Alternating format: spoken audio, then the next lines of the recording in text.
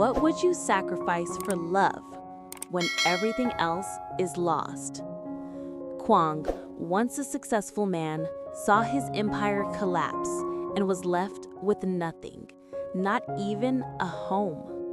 With no choice but to rebuild from the ground up, he moved in with Linda, the woman who never stopped believing in him. Together, they shared painful confessions, dreams of a long-awaited wedding, and a vow that love, not wealth, would be their greatest foundation. This is a story of loss, resilience, and an unbreakable promise. Subscribe now and follow their journey filled with hope, tears, and the power of true love.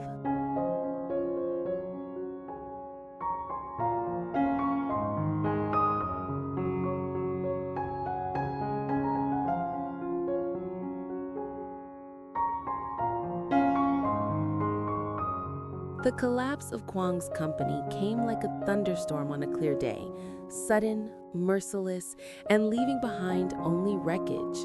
Just a few months earlier, he had stood tall in a polished suit, walking confidently through glass-paneled offices where employees greeted him with respect.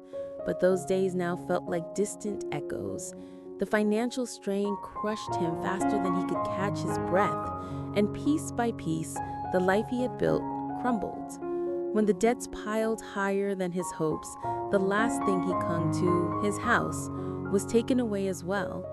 Signing the papers to let it go felt like cutting away a part of himself. He walked out with only a suitcase, a handful of clothes, and a heart weighed down by disappointment. There was, of course, his grandmother's small house, a humble place tucked away in a crowded alley that had sheltered him as a child.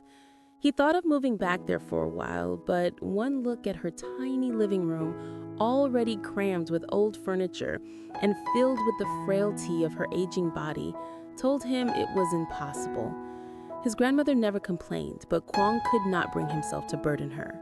She deserved peace and comfort, not the shadow of his failures lingering in her home. He spent long nights lying awake in cheap motels, staring at ceilings stained with dampness, wondering where he truly belonged. It was in those heavy days that Linda's voice came to him like a lifeline. She had always been there, quietly watching his struggles from afar, never turning her back even when success deserted him. When she offered her place, her words were not of pity, but of quiet strength. "Come stay with me. You don't have to carry this weight alone." At first, pride kept him from accepting. He didn't want to intrude into her life, didn't want her to see the scars of his failure up close. Yet, the thought of returning to another lonely, temporary room made his heart ache. And so, after much hesitation, he packed what little he owned and walked toward Linda's small but welcoming home. Crossing her doorway felt different from stepping into any other place. The air carried the faint scent of lavender, the curtains swayed gently in the breeze, and warmth seemed to seep into his bones the moment he set down his suitcase. Unlike the cold rooms he had been drifting through, Linda's house had a heartbeat of its own. She moved about quietly, making space for him without a trace of annoyance, as though she had always known he would come. For the first time in weeks, Quang allowed himself to exhale deeply, the tight knot inside his chest loosening just enough for him to feel alive again. Though his pride still whispered that he was a man fallen from grace, Quang began to see this new chapter not as defeat, but as a fragile beginning. By staying with Linda, he could save money, gather strength, and slowly rebuild the foundation of his career. More importantly, he realized he was not as alone as he had believed. Linda's presence reminded him that even when the walls of Weldon's success had collapsed, there were bonds no disaster could break. Moving into her home was not just about finding a roof over his head, it was about rediscovering the shelter of love and the courage to start again.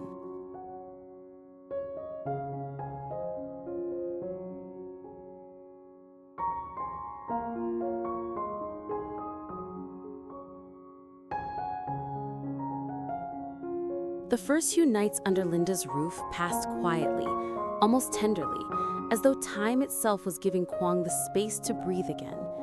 He would sit at the edge of the sofa with papers scattered on the coffee table, half-written plans, calculations of savings, fragments of ideas to rebuild the career that once defined him. Yet, despite all his attempts to focus on the future, his gaze often drifted toward Linda, who moved about the small home with an ease that made him wonder why he had resisted coming sooner. She didn't hover or question, but her very presence seemed to tell him, "You're safe now." It was one evening, as the rain tapped gently against the windows, that the silence between them began to unravel. Linda had prepared a simple dinner, warm soup and rice, nothing extravagant, yet it tasted like comfort itself. They ate without much talk at first, the only sound the clink of chopsticks and the soft hum of the rain outside. After clearing the dishes, Linda sat across from him at the little dining table, folding her hands as if gathering the courage to speak.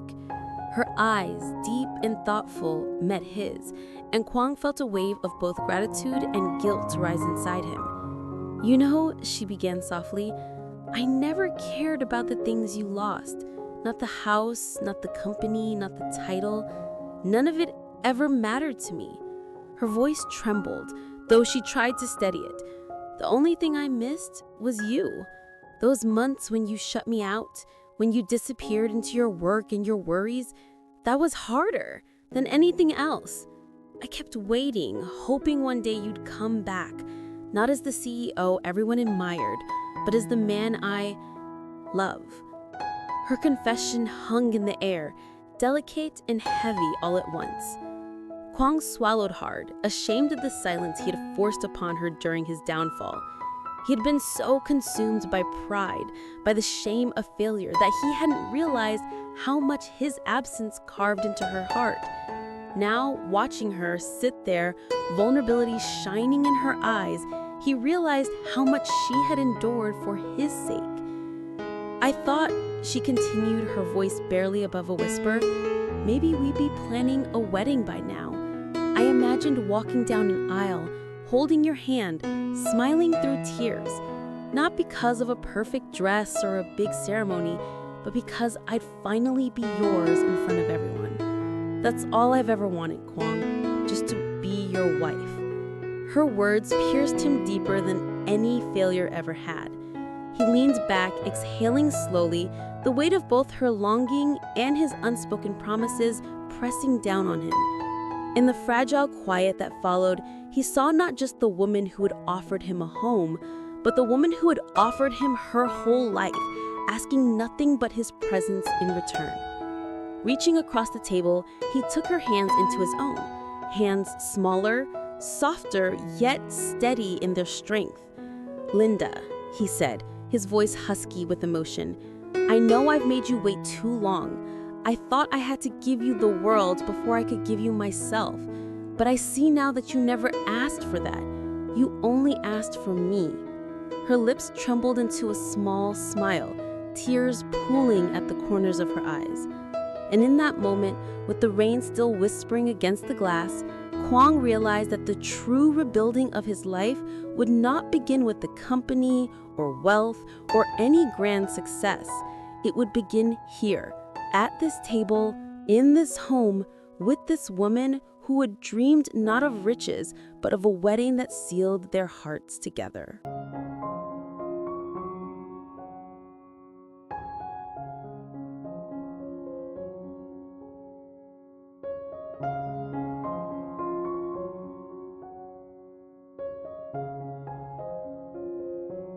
Quang held Linda's hands as though they were the last anchor tying him to the world.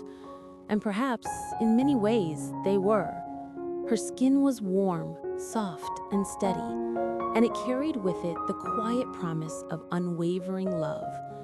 He tightened his grip slightly, as if by doing so, he could bind himself to that promise and never let go again. For a long moment, words failed him. The weight of her longing and the echo of her confession filled the room like an unspoken melody. But then, with the breath that seemed to release years of pride and hesitation, he finally spoke. "Linda," he began, his voice low but firm.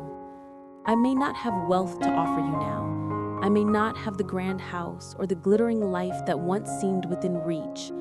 But what I do have is my heart, my devotion, and the certainty that I want to spend every day of my life with you. I promise you this: when the time is right, when I've rebuilt enough not just to survive, but to give us a foundation, I will give you a wedding worthy of your patience, your faith, and your love.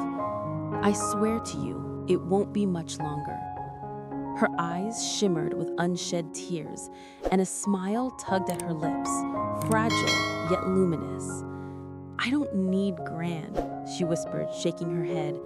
I don't need chandeliers or a hall filled with hundreds of people. All I want is to stand beside you, to hear the words that make us husband and wife, to know that no matter what storms come, we face them together. That's the wedding I dream of. Quang felt his chest tighten. It was as though she had reached into the very core of him and soothed the wounds he thought would never heal. For so long, he had believed that his worth was measured in money, in status, in the empires he could build. Yet here was Linda, proving with every word and every tear that his true worth was in his love, in his presence, in the life they could weave together even out of broken pieces. He stood then, pulling her gently into his arms. She fit against him perfectly, her head resting just beneath his chin, her heartbeat steady against his chest. The scent of her hair, the warmth of her embrace, wrapped around him like a second chance at life. He whispered against her temple, "Then I promise you, Linda, soon you will be my wife. I will walk with you down that aisle, whether it's in a grand hall or a little chapel, or even under the open sky. You'll have a wedding not because of riches, but because of love, and because I cannot imagine my life without you." A tear slipped down her cheek, but it was a tear of joy, not sorrow. She pulled back just enough to look at him, her face glowing with a mixture of relief and hope.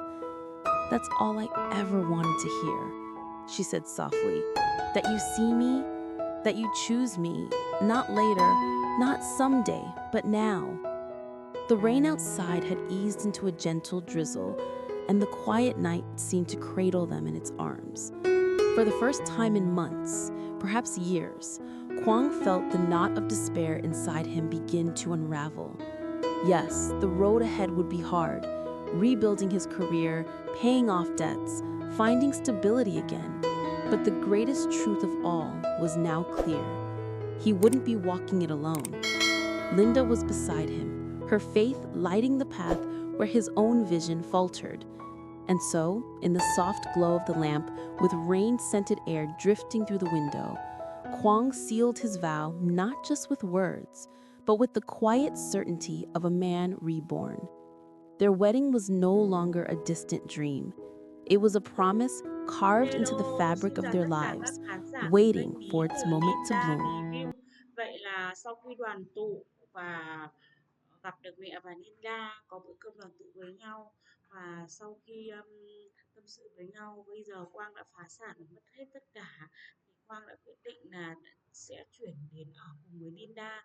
Một là để bảo vệ cô, hai là có thời gian gần gũi chăm sóc cô, ba là để tiết kiệm chi phí, bởi vì bây giờ anh là trong giai đoạn gây dựng lại sự nghiệp, không còn đủ chi phí để có thể mua một căn nhà khác. Liệu rằng những ngày tháng ở cùng Nina, giữa Quang và Nina có phát sinh mâu thuẫn gì không? Tất cả sẽ được hé lộ vào các tập tiếp theo. Các bạn hãy nhớ bấm vào nút đăng ký kênh để nhận được thông báo mới nhất về các tập phim sẽ được phát sóng vào lúc 8 giờ sáng hàng ngày giờ Việt Nam trên kênh Lý Tưởng Linda Review nhé. Cảm ơn các bạn rất nhiều. Xin chào và hẹn gặp lại. Bye bye.